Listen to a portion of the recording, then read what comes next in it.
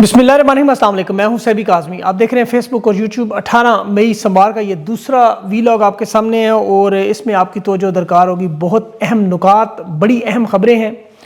तफसील से आपको वीलॉग बताता हूँ। पहले खबरें, खुलासा उनका ईरान पर पाबंदियाँ ख़त्म करने और यूरेनियम हवाले करने के जो मुज़ाकरात की रजामंदी, और दूसरी तरफ जंगी तैयारियों में आज जर्मनी से अमेरिका का असलहा, फ़ौज, जंगी लड़ाका तैयारे इसराइल समेत पहुँच के, और 11 इतराफ़ से जो हमले का दावा, उसकी वजूहात भी आ गई कि पाकिस्तान क्यों शामिल है, कौन से ऐसे अहदाफ थे जो मुकम्मल करने।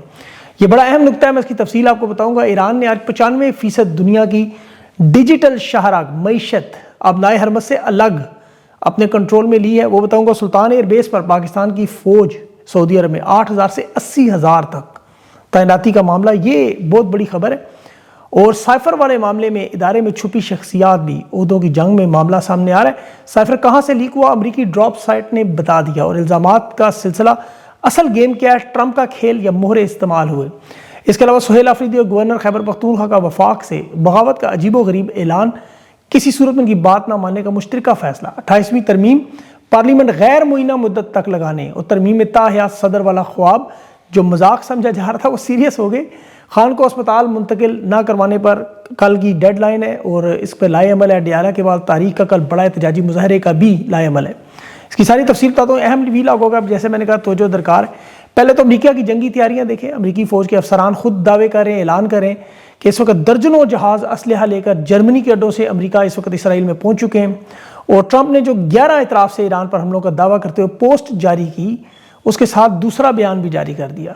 11 इतराफ़ से जो हमले थे वो सऊदी अरब, अरब अमारात, अज़रबैजान, उर्दन, इराक और सबसे बढ़कर तुर्की और पाकिस्तान, अफ़गानिस्तान भी।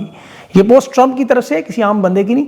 इसमें पाकिस्तान और अफ़गानिस्तान को शामिल किया गया कि इस वक्त सऊदी अरब पर, याद रखें, 3 इराक की तरफ से ड्रोन मारे गए। ये आपने खबर सुनी, पिछले वीलॉग में मैंने बताई। इसमें जो पाकिस्तान की सऊदी अरब में फ़ौज तैनात है दिफाई मुआहदे के तहत, ज़रा उनकी तफसीलात देखें जो आज सामने आई राउटर्स के मुताबिक, कि यहाँ 8,000 फौजी हैं, लड़ाका तैयारे हैं, ड्रोन है, एयर डिफेंस सिस्टम है। ज़हन में रखें, JF-17 और चीन के HQ-9 सिस्टम भी शामिल है। ये राउटर्स ने बताया। ये मुकम्मल जंगी तैयारियों के साथ दिफा की अगर ज़रूरत पड़े तो इस तादाद को 80,000 तक बढ़ाया जाता है। अब डोनाल्ड ट्रंप की इस बात को ज़रा गौर करें कि अगले हमले में क्या पाकिस्तान और अफगानिस्तान से भी हमले होंगे। ये जंगी तैयारियाँ जो बड़े अरूज पर हैं, एन उस वक्त ट्रंप के दौरे के बाद जो बड़े फैसले नज़र आ रहे हैं, क्योंकि जो डेडलाइन दी जा रही थी इस वक्त ट्रंप की तरफ से, उसके किचन काबीना के लिंडसे ग्राहम जो उसका सेनेटर है, उसका भी स्टेटमेंट आया कि उसने कहा एक मुख्तसर ताकतवर जवाब इस तनाज़े को दुरुस्त से मत दे सकता है। ताकत और बर्तरी की पोजीशन में हमें मुज़ाकरात में अमेरिका को जाना होगा और वो काम मुकम्मल करना होगा जो हमने शुरू किया है। इस ताकतवर जवाब के बगैर गहरा मुज़ाकरात शुरू करेंगे तो फिर मामला हल नहीं होगा। हमारे तहादी पहले ही शकूक व शुबहात में है और ईरानी हुकूमत का हौसला बढ़ता जा रहा है। 200 से ज़्यादा अमरीकी फ़ौजी अड्डे, 1 लाख फ़ौजी, एशिया में सबसे बड़ा फ़ौजी अड्डा 7th फ्लीट, साउथ चाइना के गिर्द फिलिपीन में 9 अड्डे हैं और बहरी मरकज़, ये सब कुछ इस वक्त मोबिलाइज़ किया जा रहा है। ये वॉल स्ट्रीट रिसर्च सेंटर की रिपोर्ट है और उसमें चीन को भी घेरने की पूरी कोशिश है। ट्रंप ने, देखें, ईरान को इसीलिए मुकम्मल हथियार डालने की पूरी तस्वीर पेश की। इसने कहा ईरानी फ़ौज वहाँ से हथियार फेंक कर हाथ उठाते हुए नारे लगाते हुए हैं कि हम हार गए, हमारी बहरिया ख़त्म, हमारी फ़िज़ाइया ख़त्म। तो तब मंसूबा पूरा, ज़रा अंदाज़ा करें। और दूसरी तरफ ईरान ने क्या किया, आज तहलका मचा दिया। ये दुनिया की मईशत को धचका देने के लिए ख़तरनाक तरीन काम, और ये इनकी मुसल्लह अफवाज की तरफ से है, हुकूमत की तरफ से नहीं। मरकज़ी तर्जमान है इनके इब्राहिम जुल्फ़कारी, उनका ऐलान है कि अबनाए हरमस के ऊपर तो जहाज़ों पर फ़ीस लगाई सिस्टम बनाया, तेल की सप्लाई भी कंट्रोल में। तो दूसरी तरफ दुनिया की 95% बैनुल-अक़वामी इंटरनेट ट्रैफिक जो ज़ेर ज़मीन समुंदर फाइबर ऑप्टिक्स हैं, तो ये वो केबल्स हैं जो आलमी banking, stock exchange, cloud computing, artificial intelligence, जो डाटा सेंटर होते हैं, फौजी कम्युनिकेशन, बल्कि गूगल सर्च, ये व्हाट्सएप, मेटा, अमेजॉन, माइक्रोसॉफ्ट, ये सारे के सारे जो रीढ़ की हड्डी है दुनिया के, चंद सेकंड के लिए भी रुके तो दुनिया रुक जाती है। ट्रेडिंग, बैंकिंग, डिजिटल सर्विस सब खत्म। ईरान ने ऐलान किया यूरोप, एशिया और खलीजी वाले, यानी कि 3 बरआज़मों में फाइबर ऑप्टिक्स केबल जिस खित्ते से गुजरती हैं, खरबों डॉलर्स का मालियाती डाटा गुजरता है। ये बगैर किसी रुकावट के, उनका ये फीस, लाइसेंसिंग और रॉयल्टी, यानी पैसे दो, इंटरनेट चलाओ, सीधी सी बात। इसकी बल्कि मुरम्मत, देखभाल की ईरान की कंपनियां करेंगी और मगरबी ऑपरेटर जो वो यहाँ नहीं आ सकेंगे। ये कुछ तारें ओमान की तरफ मुंतकिल ज़रूर है, लेकिन यह 2 बड़े सिस्टम हैं इनके, वो दोनों सिस्टम फैल्कन और वो जो गूगल, माइक्रोसॉफ्ट, अमेजॉन वगैरह को चलाते हैं, ये सारा वो मामला। और ये सिर्फ फीस का मसला नहीं, ये आलमी इंटरनेट कंट्रोल है जो ईरान ने मिसाइलों से, तेल से, बहरी जहाज़ों से नहीं, توانائی کے علاوہ ڈیجیٹل چوک پوائنٹ بنایا، یعنی ڈیجیٹل شاہراہ پکڑی ہے. تو جو ایران کی کمپنیاں ہی ہیں جو اب جو کریں گی اس کے علاوہ کسی کو آنے نہیں دیں گے. یہ بہت بڑی ان کی کامیابی ہے. اور آج اس میں روس نے پورا وزن ڈال دیا افسودہ یورینیم کے معاملے میں کہ یہ ایران کا حق ہے، ان کو اجازت ہے، کوئی نہیں روک سکتا. پرامن مقصد کے لیے ایٹمی پروگرام جاری رکھیں، ایران کے دفاع کے لیے ہم موجود ہیں. اور جس طرح باقی دنیا کے ایٹمی ملک کر رہے ہیں یہ بھی کر سکتے ہیں. تکلیف کیا ہے؟ ہم تو مذاکرات میں اس نے کہا کوئی مداخلت نہیں کر رہے. روسی یہ وزیر خارجہ کی سٹیٹمنٹ ہے، ہماری سپورٹ ایران کے ساتھ ہے. اب اس جنگ سے پہلے کچھ پیش رفت ہو رہی ہیں. کچھ جب بڑے حملے سے پہلے ٹرمپ نے ایران سے رابطہ کیا ہے کہ تیل کی پابندیاں ہم آپ کے اوپر ختم کرتے ہیں عارضی طور پر، اور ایران نے کہا ہم اپنا جوہری پروگرام پھر کچھ عرصے کے لیے روک دیں گے. اب اس تجویز کو ظاہر ہے جو پاکستان کے ذریعے بھیجی گئی، ایران کا ظاہر ہے اس پہ جو تازہ ترین تجویز پر رد عمل وہ منفی ہے. یہ ذہن میں رکھیں کیونکہ ٹیکنیکل گیم چل رہی ہے، بہت بڑی ٹیکنیکل گیم. اب چونکہ معاملہ آن گوئنگ ہے، اپڈیٹ اس پہ میں دیتا رہوں گا.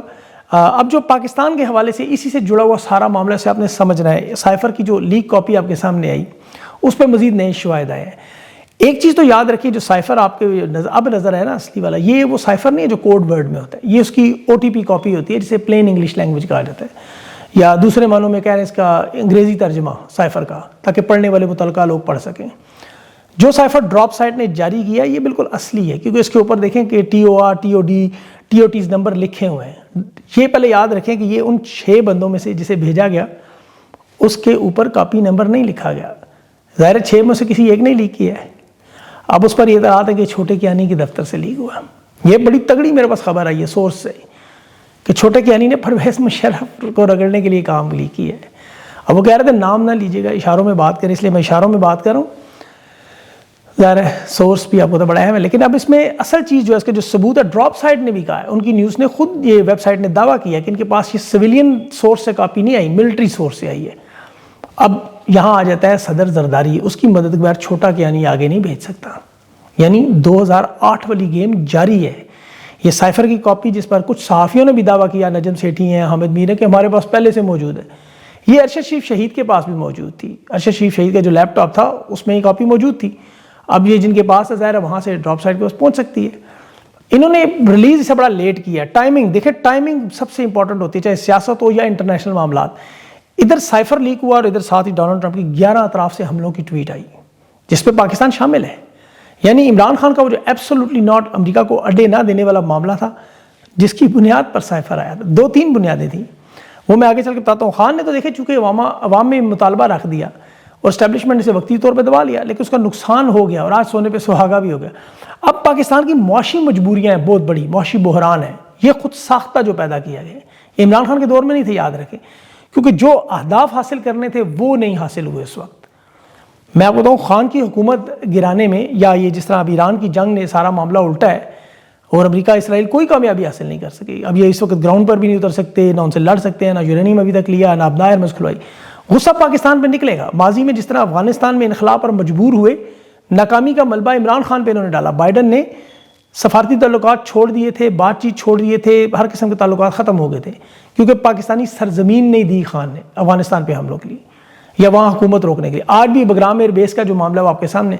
اب خان کی جو حکومت اس وقت گرائی گئی اور عمران خان جیل میں ہے، اس میں ایک وجہ یہ ہے. دوسری دیکھیں جو 11 اطراف سے حملے کی بڑی سوچ سمجھ کر پوسٹ ہے، اور اس میں آپ کو بھی تانے بانے جوڑتے ہوئے نظر آئیں گے جب میں سارا معاملہ تفصیل سے. پہلے اس کی تھوڑی تاریخ بتاؤں، یہ سائفر جیسے معاملے سے جڑی. 2011 میں بھی ایک میمو گیٹ سکینڈل آیا تھا آصف زرداری کی حکومت. اس پہ الزام تھا کہ اس نے امریکہ سے مدد مانگی کہ پاکستانی فوج کی ایبٹ آباد میں جو سامان کو اٹھانے آئے، میرے ساتھ بغاوت کا معاملہ، امریکہ مدد کرے. پھر ایک خفیہ میمو امریکہ کے فوجی حکام تک پہنچایا گیا کہ امریکہ اگر زرداری کی حکومت کی مدد کرے تو پھر وہ فوج اور ISI میں تبدیلیاں کرے گا، قومی سلامتی کے ڈھانچے میں اصلاحات کرے گا اور دہشت گردی کے خلاف زیادہ مدد کرے گا. یہ ساری باتیں اس میں تھیں.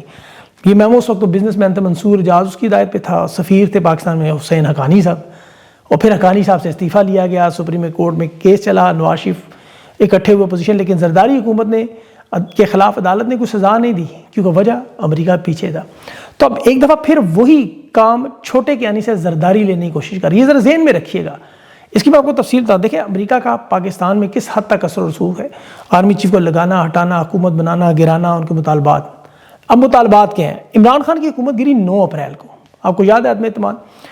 عمران خان کی حکومت میں اس وقت پاکستان میں میزائل ٹیکنالوجی میں لانگ رینج میزائل پہ کام ہوا. ذرا غور سے سنیں اس بات کو کیونکہ یہ معاملہ بالکل ایران کے معاملات سے جڑا ہے، جہاں ٹرمپ ان سے کبھی میزائل ٹیکنالوجی محدود کرنے، کبھی یورینیم کی باتیں کرتے ہیں۔ 20 جنوری 2021 سے گوگل پہ جا کے چیک کریں، خان کی حکومت گرنے سے 3 مہینے پہلے پاکستان میں شاہین 3 جو میڈیم رینج بیلسٹک میزائل اس کا تجربہ ہوا۔ شاہین 3 کی رینج ہے 3000 کلومیٹر، یعنی جنوبی پاکستان کراچی یا بلوچستان کے کچھ علاقوں سے اسرائیل جو 2800 یا 3200 کلومیٹر دور ہے۔ اب یہ ذرا سمجھیں کہ شاہین 3 جو ہے وہ اسرائیل پہنچنے کی صلاحیت رکھتا تھا۔ جنرل باجوہ کو امریکی وزیر دفاع لارڈ آسٹن تھا اور قومی سلامتی کا مشیر جیک سیلون تھا، انہوں نے ملاقات میں کہا کہ میزائلوں کی رینج کم کریں، اسرائیل تک نہ پہنچے۔ باجوہ نے یقین دہانی کرائی اور امریکی وفد کو بلکہ جوہری مقامات کا دورہ اور معائنے کی اجازت کا بھی کہا۔ اب جو پاکستان کا جوہری کمانڈ سسٹم ہے، یہ اس کے سربراہ براہ راست joint chief of staff committee تھے، یہ یعنی جنرل سائر شمشاد تھے، ان کو رپورٹ کرتے تھے، آرمی چیف کو نہیں۔ اور جنرل سائر شمشاد براہ راست وزیر اعظم یعنی عمران خان کو رپورٹ کرتا تھا، آرمی چیف کو نہیں۔ جنرل باجوہ کی یہاں درخواست ہوگی مسترد، اور اس کا آخری مہینہ تھا اور امریکہ یہ خواہش تھی، یہ پوری نہیں کر سکا، اسی لیے اسے مدت ملازمت توسیع بھی نہیں ملی، امریکہ نے منظوری نہیں دی کہ یہ جو جوہری ہتھیاروں کا کنٹرول، آپ اس وقت کی اخباریں اٹھا کے دیکھ لیں، بائیڈن کا بیان کیا تھا کہ پاکستان ایک خطرناک ملک ہے، ان کے پاس جوہری ہتھیار ہیں، لانگ رینج میزائلوں پر پابندی لگی ہے، کیونکہ اس وقت امریکہ کے انسپیکٹر جوہری مقامات تک رسائی نہیں حاصل کر سکیں۔ اب آپ دیکھیں فیلڈ مارشل جب فیلڈ مارشل بنے تو انہوں نے ترمیم میں جو جوائنٹ چیف آف سٹاف کا عہدہ ختم کیا اور چیف آف ڈیفنس کا عہدہ ہے، اس میں جوہری ہتھیاروں کا کنٹرول ان کے ہاتھ میں آ گیا، یعنی سب کچھ یہ مطلق العنان بن گئے، اب یہ سب کچھ ان کے کنٹرول میں۔ اب جنرل باجوہ اس وقت عمران خان کو اسرائیل کو تسلیم کروانے پر زور بھی دیتا رہا، یہ حامد میر سمیت تمام صحافیوں کے ریکارڈ پر بیانات موجود ہیں، اور پھر سائفر سے عمران خان کی حکومت گرائی گئی۔ اب آپ کو سمجھ آ رہی ہوگی کہ امریکہ کی طرف سے پاکستان کو پھر ابھی کیوں مکمل حمایت ملی، جیسے ایران سے میزائل ٹیکنالوجی اور یورینیم لینا ہے اسرائیل کے تحفظ کے لیے، یہاں پاکستان سے بالکل بیغم ہو گئے ہم۔ دوسرا معاملہ چین کو پاکستان سے دور کرنا تھا۔ آپ دیکھیں یہ جو بیلٹ روڈ انیشیٹو ہے، 5 ممالک ریلوے ٹریک جو آج مکمل ہوا، 5 ممالک ہے، اس میں ترکمنستان ہے، تاجکستان ہے، افغانستان ہے، ایران ہے اور چین ہے۔ یہ ریلوے لائن سے ایران سے آگے، ترکی سے آگے بلکہ یورپ تک پہنچے، اس میں پاکستان کہیں نہیں ہے، کیونکہ پاکستان کو چین سے دور کرنا تھا۔ اس میں انہیں کامیابی حاصل ہوئی، اور سی پیک کا منصوبہ آپ کے سامنے کیا حالات ہیں وہ آپ دیکھ لیں۔ تو یہ جو اہداف تھے انہوں نے پورے کر دیے۔ اب انہیں بادشاہت کے لیے یہ جو 28ویں ترمیم آپ سن رہے ہیں، جس میں پہلے 5 سال کی مدت فیلڈ مارشل کی ہوئی، COD ہوئے، تایات استثنا ہوا، یہ کافی نہیں ہے۔ صدر بننا، پھر اس مدت کو لامحدود تا قیامت تک رکھنا، یہ جو 28ویں ترمیم ہے، اس میں زرداری کی صدارت اور سندھ کا جو معاملہ، اس میں نئے صوبوں کے لیے انہوں نے صوبائی اسمبلی کی جو قرارداد کی شرط تھی وہ ختم کرنی ہے انہوں نے، یعنی صوبائی اسمبلی کی اجازت کے بغیر نئے صوبے اور حکومت بنے گی، اور 5 سال کی مدت سے بڑھا کر غیر معینہ مدت تک۔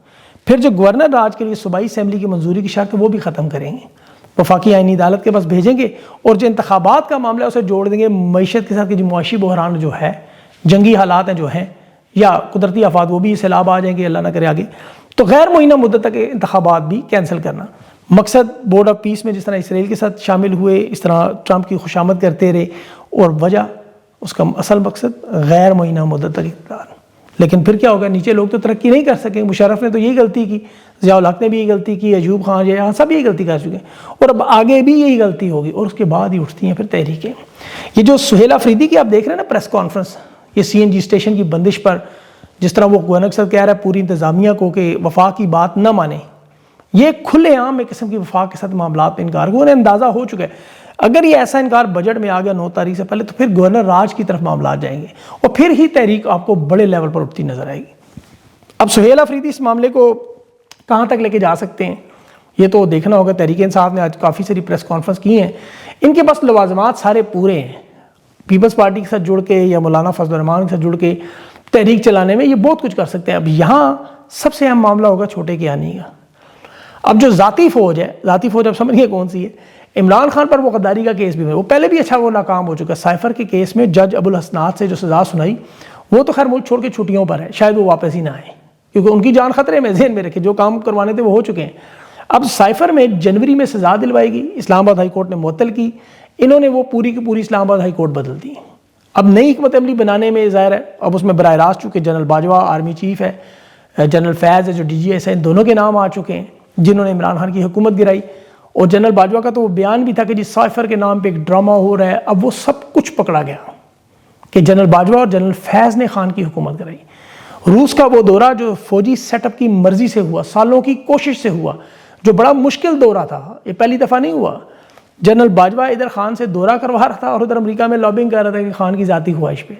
روس یوکرین کی جنگ ہوئی، عمران خان نے سے پوچھا بھی کہ اب جنگ شروع ہو گئی ہے، تم جرنیل ہو، تم بتاؤ یہ دورہ جاری رکھوں، جنگ میں کرنا کیا ہے؟ خان چونکہ نیوٹرل ہونے کا فیصلہ کر رہا تھا.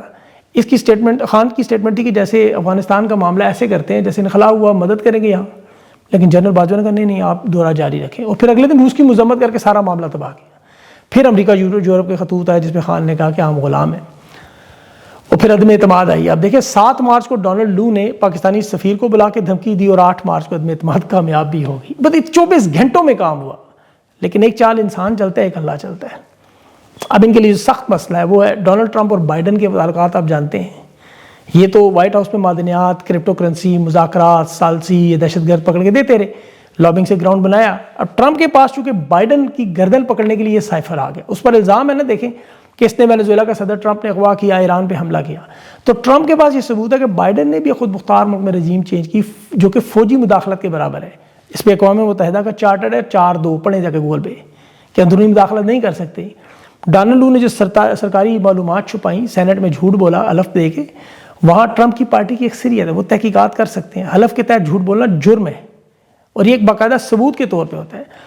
اب یہ جو آج سائفر کے اندر ہے کہ حکومت کیسے گری، اور یہ دیکھیں اب اس پہ کوئی بات نہیں کر رہی ان کے سرکار، یہ جان بوجھ کے یہ کیا کر رہے ہیں، یہ کون سی کاپی تھی، کہاں سے لیک ہوئی، کس نے کی. تمام ٹاؤٹ صحافی اچھل کر، آپ کو یاد ہوگا سلیم صافی، جاوید چودھری، منصور علی خان، مخریدہ، مطلب مختلف بہت سارے قسمیں اٹھا کے بتاتے رہے. وہ بلاول، زرداری، شہباز شریف، مولانا فضل الرحمان، خاقان عباسی، خواجہ آصف، رانا سلطان کے بیانات اٹھا کے ذرا سنیں کہ اسمبلی میں شہباز شریف نے کہا تھا میں وزارت عظمیٰ چھوڑ دوں گا یہ سائفر سچ ہوا.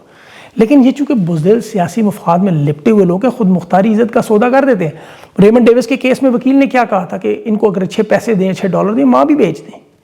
اب چونکہ پاکستان میں بدقسمتی سے سیاستدانوں، صحافیوں اور دلالوں میں کوئی فرق نہیں ہے. میں آپ کو کیا بتا رہا ہوں، بجائے معافی مانگنے کے وہ ایک صحافی جس کا بیٹا کرکٹ ٹیم میں چلا گیا، وہ کہہ رہا ہے ٹرمپ کے ساتھ انہوں نے تعلقات بنائے، جیل سے عمران خان سازش کر.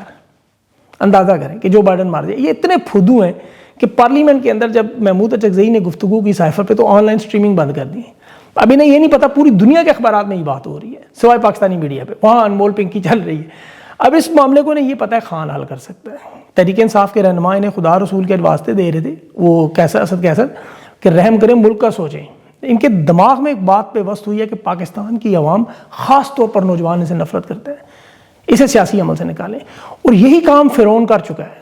موسیٰ علیہ السلام کے دور میں اسرائیل میں سے سارے بچے قتل کروا دیے، پھر دیکھیں انجام کیا ہوا. تو یہ جمہوری قتل جو کر رہے ہیں، نوجوانوں کو نکالنے کی کوشش جس کی اب تردید کر رہے ہیں، وہ معاملہ ان کے لیے بیک فائر ہوگا. اب عمران خان کو شفا اسپتال منتقل کرنے کی جو سپریم کورٹ ڈائری نمبر لگ گئے، ہائی کورٹ سے یہ مسترد ہو چکی ہے درخواست، سب کو پتا تھا. اب تحریک انصاف کا کل کا لائے عمل اور کیا ہوگا. پارلیمنٹ میں انہوں نے آج اپنا ایک اجلاس لگایا، اپنی شور مچایا ٹھیک ٹھاک، اور سہیل افریدی نے بڑی ہمت کی ہے کہ وفاق اگر CNG اسٹیشن پر بات ہوئی تو اس کے تمام خیبر پختونخوا کے ادارے بات ماننے سے انکار.